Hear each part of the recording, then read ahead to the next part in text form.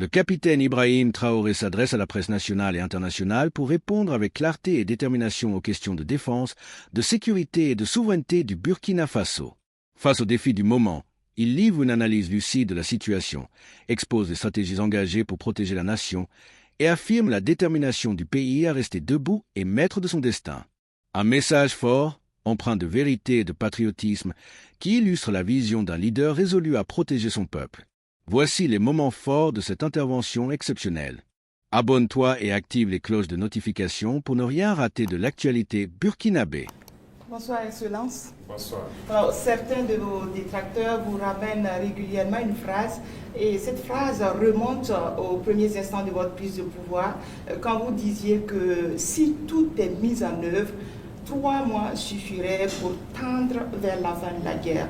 Et ces détracteurs disent aujourd'hui que 3 ans plus tard, la guerre n'est pas totalement terminée.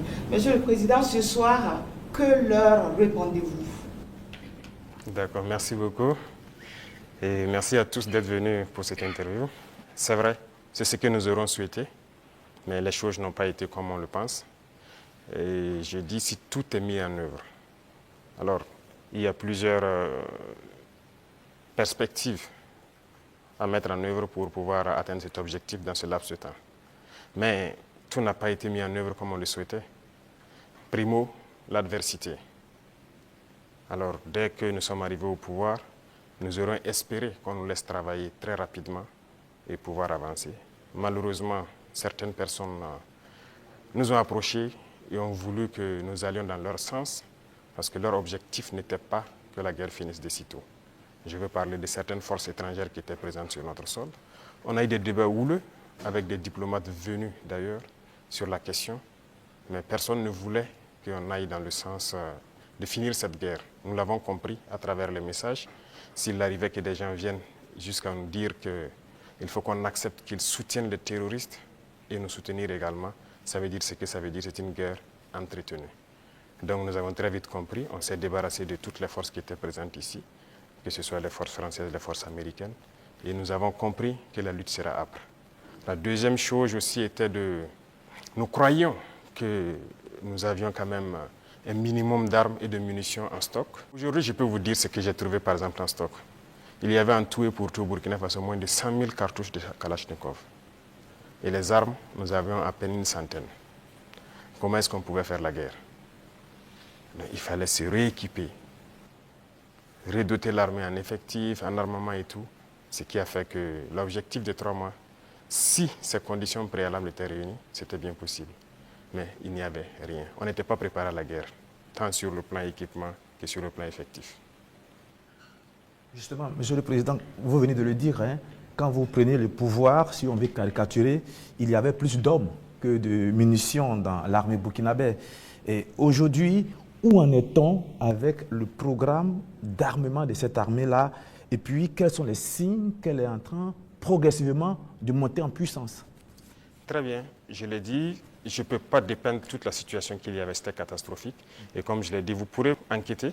Il y a peut-être même dans cette salle des militaires qui étaient sur le front, sans armes. Ça existait dans notre armée. Donc ce sont des situations, on croyait que c'était juste, je ne dirais pas de la mauvaise foi, mais une situation incompréhensible. Pour nous, il y avait les armes et on refusait de les doter. Mais quand on a été face à la réalité, très vite, on s'est résolu à chercher d'abord à armer l'effectif qui était là. Et là, ça a été la croix et la bannière. Parce que beaucoup de puissances ont refusé de nous vendre les armes. Et donc, on s'est tourné vers ceux qui avaient envie de nous vendre les armes. Très vite, on s'est équipé. On a recruté les VDP, on a pu payer tout ce qu'on voulait. Le processus, nous avons fait un plan d'équipement pour une montée en puissance. Et comme vous le constatez depuis maintenant 2 ans, les équipements commencent à rentrer. C'est toujours pas fini. Et ça continue de venir. Peut-être que dans quelques jours, vous verrez encore de nouveaux équipements qui seront présentés, qui sont principalement des équipements d'appui. Parce que d'abord, l'infanterie, il fallait l'équiper pour que chaque homme puisse avoir une arme en dotation. Ça, c'était un gros défi. Nous y sommes. On continue de recruter, comme vous le constatez. Chaque année, c'est entre 10 000 et 15 000 hommes qu'on recrute. Ça, c'est un effort considérable. Parce que, quoi qu'on dise, l'adversité est là. Et le volume de terroristes augmente. Parce que les impérialistes recrutent beaucoup de mercenaires qui viennent au Burkina Faso pour combattre. Donc, il faut qu'on s'adapte à la situation. Et maintenant, nous avons notre troisième phase qui n'est plus d'acheter, mais de fabriquer nous-mêmes. Et nous sommes aussi là-dedans. Donc, c'est ça la montée en puissance. Il faut bien s'équiper, mais aussi créer une industrie de défense. Ça, c'est très important. Dans quelques mois, bien quelques années, on aura ici, nos militaires vont utiliser des armes mine in Burkina. Bien sûr. Nous avons la capacité intellectuelle, il y a de la ressource. Il suffisait juste de chercher et voilà. Nous sommes là-dessus. Vous serez surpris sûrement. Alors, Monsieur le Président, cette guerre, est-ce que nous pouvons la gagner? Est-ce que nous allons la gagner? Nous ne pouvons que la gagner. Qu'est-ce qu'on ferait? Soyez sûrs, nous n'irons nulle part et nous allons gagner cette guerre. Je vous ai dit que la menace mue beaucoup, mais nous nous adaptons. Et la force de l'armée burkinabé, c'est que c'est l'une des armées les plus résilientes au monde. La pression que le Burkina Faso a, et je ne pense pas que sur cette terre actuellement, il y a un pays qui a cette pression. Mais nous tenons, nos hommes se battent et nous nous adaptons constamment à la menace. Et nous comprenons d'où vient la menace, comment ça se manifeste, c'est ça le plus important. Et actuellement, je peux vous rassurer que bientôt, nous parlerons d'un albinos noir qui va apparaître. Et vous verrez. Ne me demandez pas de quoi il s'agit, je pense que vous comprendrez plus tard. La guerre va finir et très vite. Justement, pour gagner cette guerre, vous venez de le dire, il faut des armes et il faut aussi des hommes. Et surtout des hommes déterminés. La détermination, vous le savez, c'est le game changer majeur. C'est ça qui fait la différence dans toute guerre. En ce moment, au moment où on parle, quel est exactement le moral de nos troupes sur le terrain? Vous avez très bien touché le cœur du problème, la ressource humaine, les hommes déterminés. Il ne s'agit pas juste de payer de l'équipement, il faut des hommes déterminés. Et si vous remarquez, nous sommes en train de construire une armée de qualité. Et il n'est pas rare que souvent, lorsque nous jugeons qu'un chef d'élément ou bien une unité a failli à sa mission, qu'on les radie et qu'on les poursuive. C'est arrivé plusieurs fois et ça continuera comme ça. Si vous êtes engagé pour être militaire, vous devez accomplir la mission parce que la mission est sacrée pour nous. Et l'autre chose, c'est que malgré la pression, malgré les défis, les hommes continuent de se battre et ils sont très résilients. Si aujourd'hui vous attrapez un soldat burkinabé et le demandez, est-ce que vous voulez que d'autres personnes viennent se battre à votre place ou viennent vous aider? Ils vous diront jamais, ils préfèrent mourir. C'est à ce niveau que vous jugez leur morale. Ils sont prêts, toujours prêts, malgré la situation. Peu importe la bataille qu'on perdra, on va toujours maintenir le terrain. C'est ça qui est très important dans le mental des soldats. Donc, le moral est au top. Les gens n'espéraient pas être à ce niveau d'équipement, ils y sont. Donc, ils se donnent à fond. Et moi, je ne peux que féliciter et remercier tous ceux qui se battent. C'est très important. Alors, Monsieur le Président, dans votre argumentaire, vous parlez d'une guerre qui prend différentes formes, qui mue. On se demande, on se pose toujours cette question 10 ans après, qui attaque le Burkina Faso? Ce n'est pas du terrorisme seulement. C'est une guerre pour s'accaparer de nos richesses et nous empêcher de nous développer. Je l'ai une fois développé lors d'un discours, je pense. Je disais que si nous, on arrive à exploiter convenablement notre sous-sol, à transformer ce que nous sommes en train d'exploiter ici, ce que nous produisons, il y aura un sous-emploi chez eux là-bas. C'est une bataille. Ils pillent nos richesses pour pouvoir survivre. Donc c'est une guerre d'indépendance. Il faut que nous menons cette guerre pour être totalement indépendants, décider de notre développement, de notre trajectoire. Donc c'est de ça qu'il s'agit actuellement. Monsieur le Président, vous venez de le dire, on parle de sécurité et de défense du Burkina Faso. Venons-en à votre sécurité personnelle. Vous venez de l'évoquer il y a un instant, la pression est énorme. Elle est grande, le danger vient de partout. Monsieur le Président, rien qu'en 2025, il y a eu plusieurs tentatives de coup d'État qui ont été déjouées. Monsieur le Président, est-ce qu'il vous arrive parfois d'avoir peur? Merci, je pense que c'est la seule force que j'ai. Je n'ai pas peur. Parce que j'ai confiance en vous tous. Ça, c'est la première chose. Il faut avoir confiance au peuple, parce que c'est le peuple qui nous a confié cette mission. Et j'ai confiance au peuple, qu'ils comprendront. Et voilà pourquoi on n'hésite pas aussi à être devant le peuple, pour leur expliquer la situation et leur dire ce qu'il y a. Et ça permet de garder une très bonne relation. Ça, c'est la première des choses. La deuxième chose, comme je l'ai dit, il y a une mentalité qu'il fallait développer au sein même de nos forces. Ça, c'est très important. Actuellement, cette mentalité-là, les gens comprennent pourquoi ils se battent. Vous prenez, il y a quelques années de cela, plusieurs officiers sur le terrain ne savent pas pourquoi ils se battent. Mais si nous savons pourquoi nous nous battons, qui nous avons en face et pourquoi il y a cette pression, les gens comprennent mieux. Et voilà pourquoi nous avons même créé tout de suite l'Institut, l'école supérieure militaire, pour que nous puissions former nous-mêmes nos militaires et les mettre ce que nous voulons dans la tête. Retenez une chose, si vous laissez vos forces être formées par d'autres puissances, ils les mettent dans leur tête ce qu'ils veulent. Ils les endoctrinent comme ils le veulent et c'est plus facile de les manipuler. Mais ici au Burkina actuellement, c'est ce qui fait mal d'ailleurs à beaucoup de puissances impérialistes. Ils n'arrivent pas à pénétrer notre armée. Tous ces bataillons qui ont été créés, tous ces hommes qui sont là, personne n'est venu d'ailleurs les former. Nous sommes bâtis sur notre expérience terrain et nous les avons formés. J'ai personnellement participé à des entraînements de certaines forces au tout début. Donc ça, c'est déjà une deuxième force. Et l'autre force est que si vous avez une mission, un objectif pour votre pays, vous ne devez pas avoir peur. Si vous avez peur, vous hésitez. Si vous hésitez, vous compromettez. Et une fois que la compromission est là, vous êtes foutu. Vous avez tout à l'heure énuméré un certain nombre d'éléments qui font que vous êtes rassuré. J'insiste parce qu'il y a l'histoire aussi. C'est l'histoire qui nous conduit. Ces forces impérialistes, elles sont réelles. En 1961, elles ont eu la peau de Patrice Lumumba en RDC. En 1972, elles ont eu la peau de Kwame Nkrumah d'une autre manière. Et puis en 1987, elles ont eu la peau de Thomas Sankara, toujours avec des ennemis internes et parfois avec la complicité de certains voisins. Vous savez ce qu'on dit, Monsieur le Président, le premier devoir d'un révolutionnaire, c'est de rester en vie pour continuer le combat.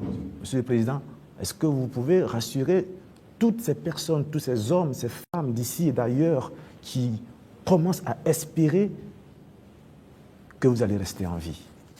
Ils manipulent toujours de l'intérieur, nous sommes très bien conscients. Et aussi un devoir pour nous, c'est de participer à notre propre sécurité.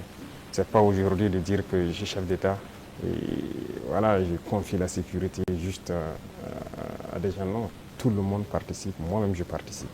C'est pourquoi j'ai dit, ce n'est pas juste une affaire de ceux qui sont à côté de moi, c'est une affaire de tout le peuple.